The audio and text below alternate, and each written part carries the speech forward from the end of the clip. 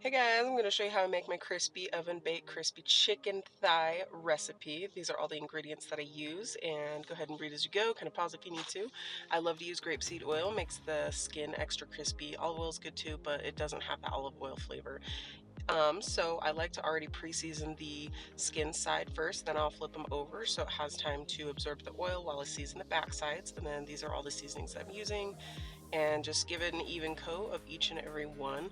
I love Cajun seasoning. It goes on literally everything. A little bit of rosemary, not too much, just a little bit, and some thyme as well.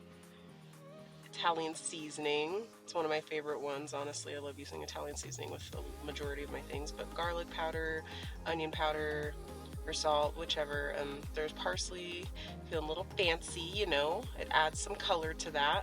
And yeah, just getting this all seasoned right here. And as you get it all seasoned, this is what it looks like. You can see it's going to turn out so beautiful. And then we're going to go ahead and flip them all back over. And I like to just add some extra grapeseed oil so that way it gets nice and cooked and adds like a sauce. I like to use some butter. I know this isn't real butter, but honestly it tastes just as good, okay? Soybean oil, whatever. Can't believe it's not butter. Anyway, you could use real butter, use this, it tastes just as good. You want it to look like this when you're done. Sometimes I like to add chopped onions to this, sometimes I don't. This time I didn't, but this is just what it looks like after you get that done. Okay, and now we're going to put them in the oven at 350 degrees for about 25-35 minutes until the skin looks like this. When you go back and check on it and the oil is now boiling.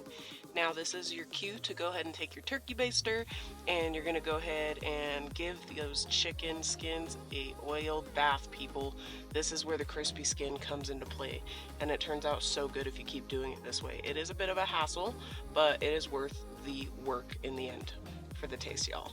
So then this is where I turn it up after checking on it for that first time. And now this is going to be the process of what you start to see it to look like.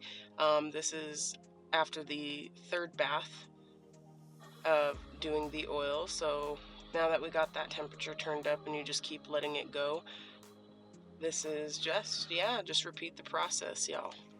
Okay, and then after we had that cook for a while and basted it like this for a bit, here is where we start to see it, how it's starting to get nice and brown. We are going to go ahead and broil it now, and we're going to go ahead and turn this down to 480 degrees, and we're going to let this cook, and we just keep an eye on it really. Timing, I can't always tell you, it's just like 15 minutes or so.